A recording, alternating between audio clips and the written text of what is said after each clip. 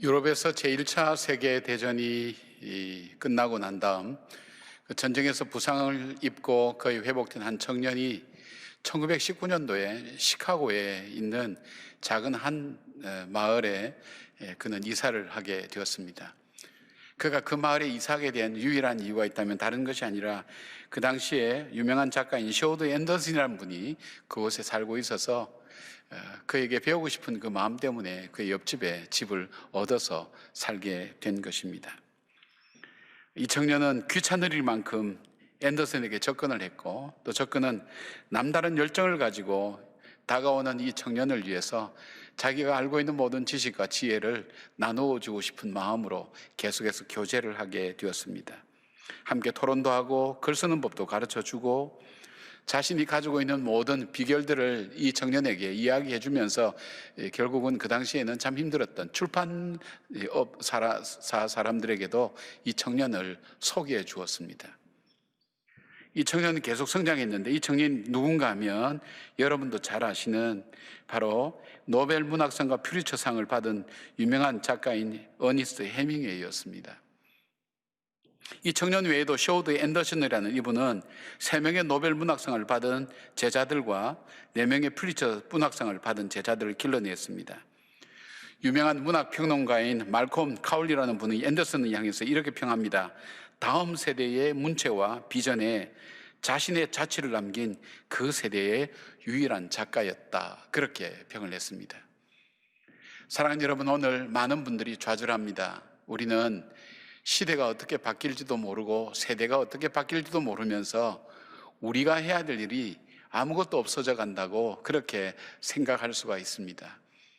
아마 지쳐가기도 하고 나 자신을 버티기도 힘들어가는 그 시기 속에 우리가 살아가고 있는지 모릅니다.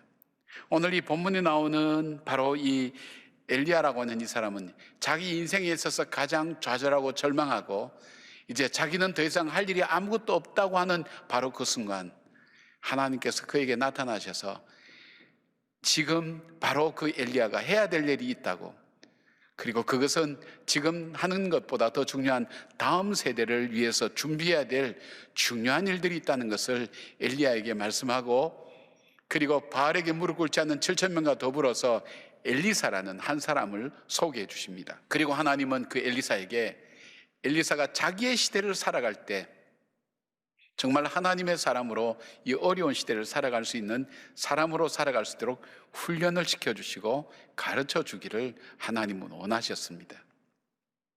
그리고 또한 엘리사에게는 바로 엘리야를 통해서 자기 시대를 살아갈 정말 믿음의 사람이 어떤 사람인가 하는 것을 배우기를 하나님은 원하셨습니다. 여러분, 죄를 짓는데 죄인의 종류가 몇 가지가 있습니다. 첫째는 자기가 죄를 짓는 죄인이 있고요, 그 다음에 남들까지 죄를 짓게 만드는 죄인이 있고요, 죄를 짓는 제도와 법을 만들어서 모든 사람이 죄 가운데 들어가도록 만드는 그런 사람이 있습니다. 아합 같은 사람을 그렇게 얘기하죠. 저는 이 시대가 그런 시대가 아닌가 하는 생각을 해봅니다. 이 시대 속에 이 시대의 어둠을 이겨내고 이 시대 속에서 하나님의 생명의 복음을 전할 수 있는 사람, 바로 그런 사람은 어떤 사람인가? 바로 하나님은 또 그런 사람을 길러내기 위해서 오늘 우리에게 주시는 삶의 모습이 어떤 것인가 하는 것을 바로 이 엘리야를 통해서 우리가 함께 배우기를 원합니다. 자, 엘리야가 엘리사에게 가르친 다음 세대를 위해서 우리가 배워야 될 삶의 내용과 모습은 어떤 것일까요? 첫 번째는 기도의 능력입니다. 엘리야에게서 가장 특징적으로 볼 수 있고 배울 수 있는 것은 기도입니다. 그는 하늘에서 불을 내리도록 했고 비를 3년 반이나 내리지 않게 하며 또한 그 땅에 생명의 단비를 내리게 했던 능력이 기도에서 나온 것이었습니다. 엘리야는 특별한 사람이 아니라 바로 기도의 사람이 행할 수 있었던 능력을 행했던 사람이었습니다. 야고보 사도는 야고보서 5장 17절 18절에서 이렇게 말씀합니다. 엘리야는 우리와 성령이 같은 사람이로되 그가 비가 오지 않기를 간절히 기도한 즉 3년 6개월 동안 땅에 비가 오지 아니하고 다시 기도하니 하늘이 비를 주고 땅이 열매를 맺었느니라. 이 크고 놀라운 일에 대해서 성경이 말씀하는 것은 우리와 성령이 같은 사람이로되, 그리고 이 모든 일은 기도로 이루어졌다는 것을 바로 우리에게 말씀해 주시면서 어려운 시대를 이겨나는 삶의 원리가 무엇인가? 기도로 현실을 이기고 자신을 이기고 환경을 이겨나가는 바로 그 지혜를 말하고 있습니다. 달라스 신학교를 교수를 역임한 하워드 핸드릭스 목사님은 엘리야의 기도의 특징이 한 세 가지가 있다고, 많이 있지만 한 세 가지가 있다고 그렇게 말씀했습니다. 첫째는 그는 엘리야의 기도는 간절한 기도라는 것입니다. 그 간절한 기도를 원어대로 번역하면 직역하면 이렇게 나옵니다. 그는 기도 속에서 기도했다. 그래서 좀 더 쉽게 표현을 하면 그는 하나님과 가까이 갈 수 있을 만큼 최대한 가까이 가서 하나님께 기도했다는 것입니다. 그만큼 그는 하나님 앞에 간절하게 기도했다는 것, 하나님께서 도우시지 않으면 되지 않는다는 그 절박함을 가지고 기도한 그 기도였다고 그렇게 얘기합니다. 두 번째로 엘리야의 기도는 기대하는 기도였다는 것입니다. 끝까지 드렸던 기도라는 것입니다. 기도에도 아무런 변화가 없었지만 사환에게 올라가서 바다편을 바라보라는 말을 7번까지 다시 가라고 얘기합니다. 7번은 완전수입니다. 무엇을 말합니까? 응답할 때까지 할 수 있었던 이유가 뭘까요? 하나님께서는 반드시 이 기도에 응답하신다는 그 기대와 믿음을 포기하지 않는 사람만이 드릴 수 있는 기도가 바로 이 기도입니다. 하나님 응답을 기대했던 사람입니다. 세 번째는 그는 기도의 능력을 믿었습니다. 엘리야의 기도는 메마른 땅을 적시는 환경의 변화가 일어났습니다. 그리고 어떤 변화가 일어났습니까? 마차를 타고 가는 아합왕보다도 무려 56km를 그가 달려서 먼저 이스라엘이라는 그 지역까지 먼저 가게 되는 능력이 증거되고 나타났습니다. 여러분, 기도할 때 어떤 일이 일어납니까? 기도할 때는 하나님은 기도를 통해 환경을 바꾸십니다. 메마른 곳을 촉촉하게 적십니다. 생명이 살아나게 만드는 역사도 있지만 더 중요한 것은 기도하는 사람에게 하나님의 능력이 만나는 것입니다. 세상을 이길 힘, 나 자신을 이길 힘, 사단을 이길 힘은 어디에서부터 나옵니까? 바로 이 기도에서부터 이루어진다는 것을 알 수가 있습니다. 기도밖에는 우리의 할 일이 없다는 절박함을 가지고 하나님 앞에 더 가까이 가서 엎드리며 간절히 기도했던 그 엘리야를 통해서 하나님은 그 어려운 시대를 사용하신 것처럼 바로 그 기도를 통해서 엘리사를 통해서 그 어려운 시대를 이겨내고 견뎌내고 그리고 하나님 말씀을 선포하며 사람들에게 용기와 힘을 주기를 하나님은 원하셨습니다. 이 모든 일이 누구를 통해서 이루어졌습니까? 바로 기도하는 한 사람 엘리야를 통해서 이루어졌습니다. 그 기도하는 한 사람을 통해서 비가 왔습니다. 기도하는 한 사람을 통해서 비가 오지 않았습니다. 기도하는 한 사람을 통해서 하나님은 생명을 살리시고 그리고 하나님 역사를 이루어 가셨습니다. 하나님이 찾는 사람은 시대마다 어떤 사람을 찾습니까? 유명한 사람, 대단한 지식을 가진 사람이 아니라 바로 기도하는 한 사람을 찾는다는 것입니다. 그 기도하는 모습을 엘리사로 하여금 엘리야에게서 배우기를 원했던 것입니다. 사랑하는 여러분, 엘리야에게 나타났던 능력은 탁월해서가 아니라 기도로 이루어진 것임을 엘리사가 알게 되었고, 기도의 은혜를 배운 엘리사도 그의 사역을 하는 동안에 기도의 사람으로 살았던 것을 보게 될 때 어느 시대인지 하나님께서 그 시대를 이길 힘은 바로 기도에 있다는 것을 우리에게 말씀하고 있다는 것을 보여주고 있습니다. 여러분, 세상은 기도를 가르쳐 주지 않습니다. 세상은 기도하는 것을 조롱합니다. 세상은 기도를 보여주려고 하지 않습니다. 오히려 힘과 돈과 권력과 폭력의 능력과 힘을 보여주고 있습니다. 요즘 많은 매스컴이 보도하는 것이 무엇입니까? 불행의 삶으로 이어지고 죄가 됨에도 불구하고 보여주어서는 안 될 죄의 다양한 모습을 인간의 권리라는 명목으로 주장하는 사람들의 모습을 보여주고 있지 않습니까? 심지어는 학교에서조차 교육 내용을 가지고 가르치고 있지 않습니까? 하나님이 원하시는 인간이 아니라 정말 자신의 목적과 권리를 위한 도구로서 문화와 예술이라는 이름으로 포장해서 자기의 유익을 취하고 가르치고 그리고 보여주고 있지 않습니까? 이런 시대를 어떻게 이겨나갈 수 있겠습니까? 자신만 죄를 짓는 것이 아니라 다른 사람까지도 죄를 짓게 만들고 그 죄를 제도와 법으로 만들어서 죄 가운데 모두 들어갈 수 있도록 만드는 이 시대를 이길 수 있는 능력이 어디서부터 나옵니까? 거기서 얼마나 우리는 무기력함을 느낍니까? 이 기도의 그 능력이 어디서부터 나오는가 하면 기도에 있다는 것을 하나님 말씀하고 있습니다. 맞습니다. 우리 자신의 힘으로는 낙심할 수밖에 없습니다. 이겨낼 수가 없습니다.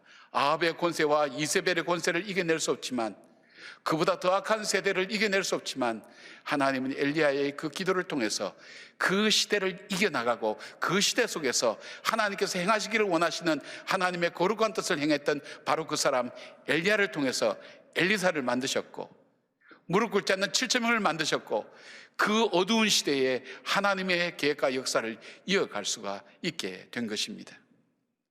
오늘 우리 주님도 우리에게 기도하기를 배우고 기도하면서 살아가기를 원하십니다.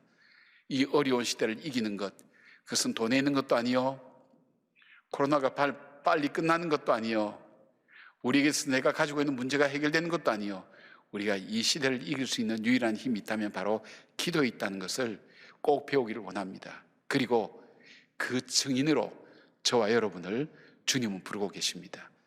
이 시대를 기도하는 사람으로 우리의 자녀들에게, 우리 후손들에게, 우리 이웃들에게 정말 저 사람은 저 자신의 운명을, 자신의 어려움을, 이 시대의 어려움을 기도로 헤쳐나가는 살아계신 하나님 믿는 사람이라는 그 증인으로 살아가는 저와 여러분 되기를 바랍니다. 두 번째로 엘리야에게서 배우기를 원했던 것은 하나님의 절대 주권에 대한 믿음입니다. 사람들은 어떤 것에 복종하게 됩니까? 힘 있는 것에 복종합니다. 또 어떤 것에 복종합니까? 자기 유익이 있는 곳에 복종하게 됩니다.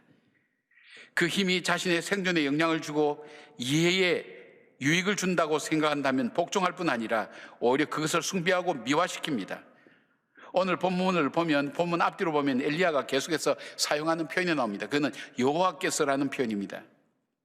엘리야가 이제 승천을 앞두고 마지막에 가서 여호와께서라는 표현을 사용한 것이 아닙니다. 엘리야의 지금까지 모든 삶은 바로 그 하나님의 말씀을 따라서 이루어졌다는 것을 그는 증거하고 있습니다. 자, 그가 하나님 말씀에 순종할 수 있었던 이유가 뭘까요? 하나님께 절대 주권이 있다는 것을 그가 믿었기 때문입니다. 이 세상이 돈으로 움직이는 것 같고 아합과 이세벨이 움직이는 것 같지만, 그러나 아합과 이세벨이 움직이는 것이 아니라 이 세상을 움직이는 힘은 결국 하나님 손에 있다는 것을 그는 분명히 믿었기 때문에 아합과 이세벨이 득세하고 그가 승리하는 것처럼 보이는 그 가운데서도 담대하게 그에게 심판을 선포하고, 그리고 하나님의 백성들에게 그 백성의 마음을 하나님께 돌리게 하는 그 놀라운 힘이 어디서부터 나오냐면 하나님의 절대 주권을 믿는 그 믿음에서 나온 것입니다.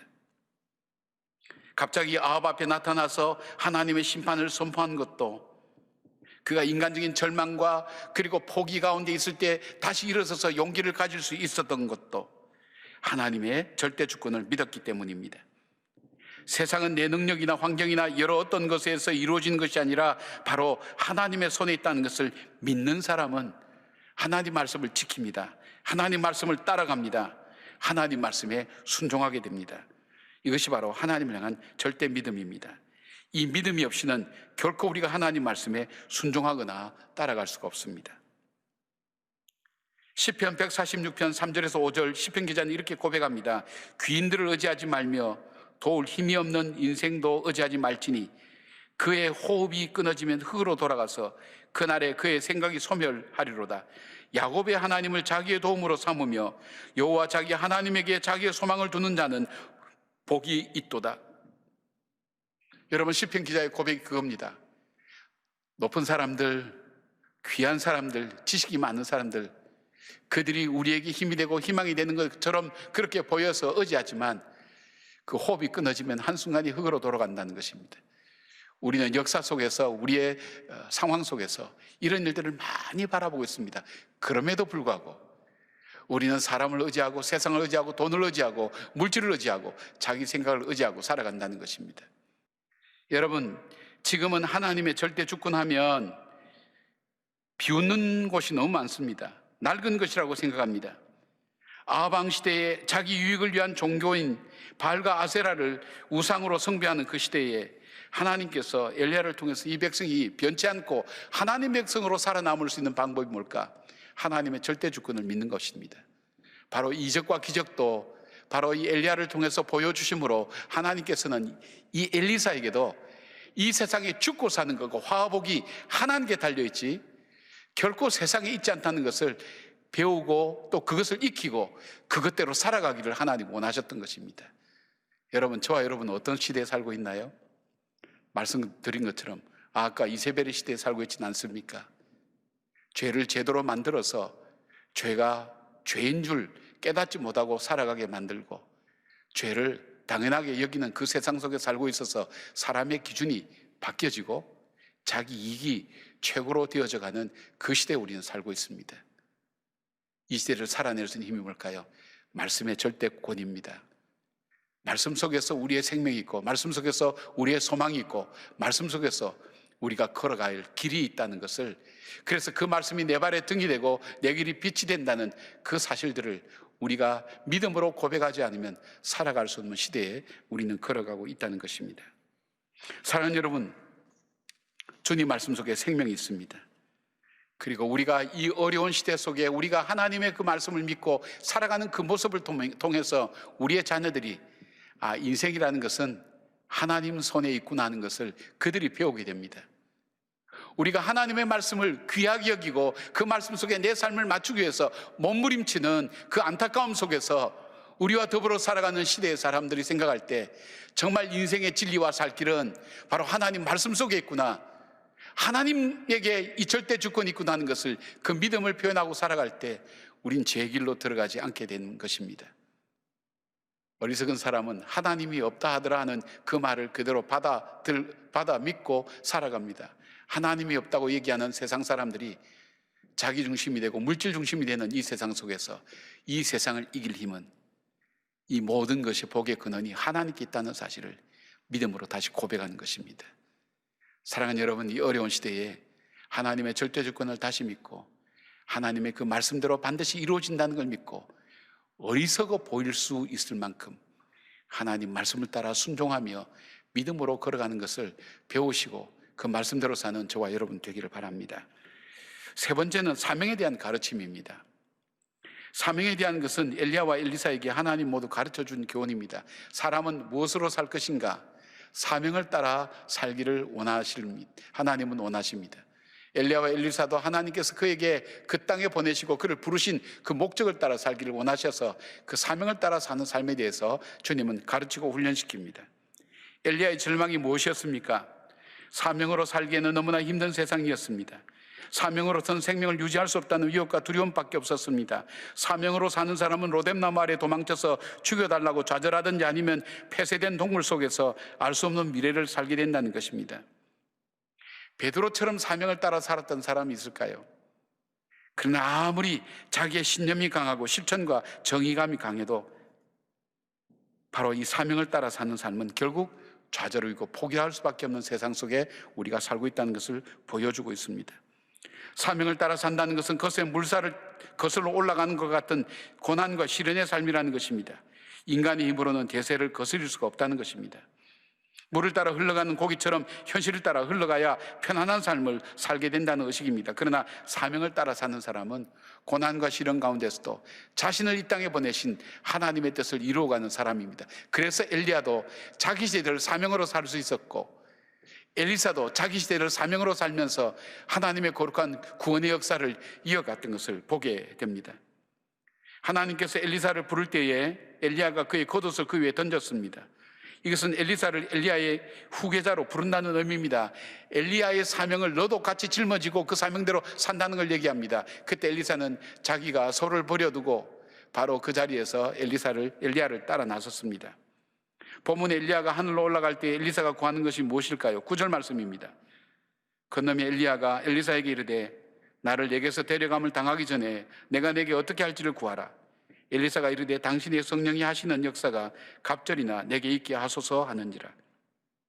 무엇을 말합니까? 엘리사가 볼 때에 이 시대를 이길 힘은 하나님의 능력이 아니면 이길 수 없다는 것을 엘리사는 알게 되었습니다. 그래서 구할 때에 내가 사는 더 악한 세대에 필요한 것은 바로 엘리야 당신이 가졌던 그 성령의 능력, 갑절의 능력이 나에게 필요하다고 그는 구하게 됩니다. 그리고 참 중요한 대목이 나옵니다. 바로 그 갑절의 능력을 달라고 할 때 엘리야가 하늘로 올라갈 때 그의 겉옷을 던집니다. 그 겉옷을 던질 때 엘리사가 했던 것이 뭘까요? 자기 옷을 벗어서 찢었습니다. 이것은 굉장히 상징적인 의미가 있는 겁니다. 내 힘으로는 내가 이 세상을 살아갈 수 없음을 인정하는 겁니다. 내 능력으로는, 내 신념으로는, 내 지식으로는 이 세상을 살아갈 수 없다는 것을 찢어버리는 겁니다.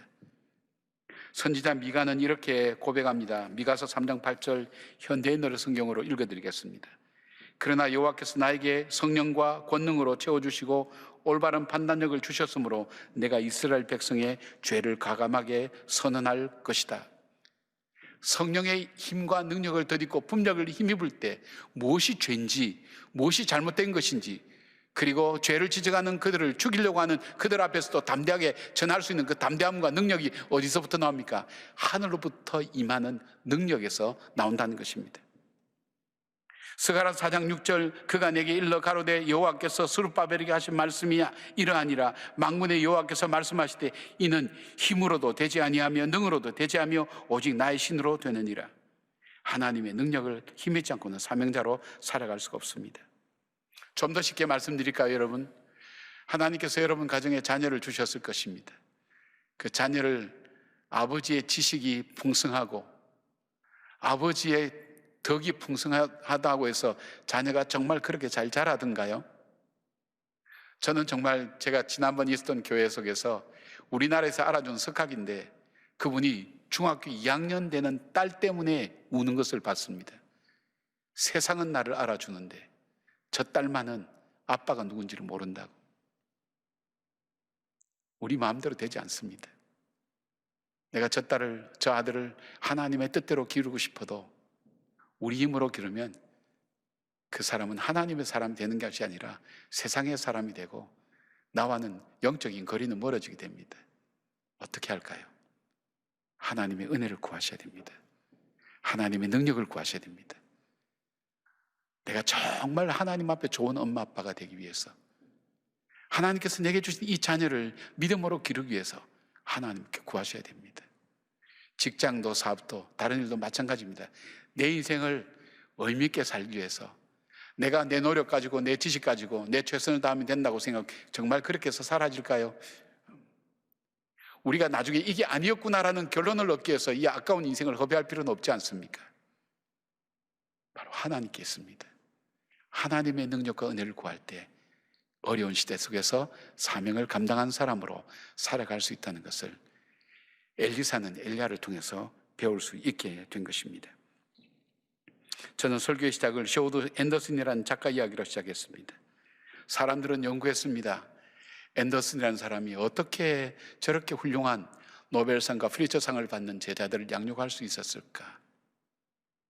그것은 자신의 경험과 실패에서 녹아내린 삶의 아픔과 그리고 따뜻함을 묶어서 문장을 쓰고 글을 쓰고 그리고 함께 토론하며 사고를 개발하고 생각을 개발하는 일에 앞장섰습니다. 그리고 무엇보다도 사건보다도 사람에 초점 맞추는 그 일들을 훈련시키게 될 때 바로 그 제자들은 자기 속에 있는 좋은 자질들이 살아나면서 세계의 많은 사람에게 영향을 줄 수 있는 좋은 작가로 세워줄 수 있게 된 것입니다.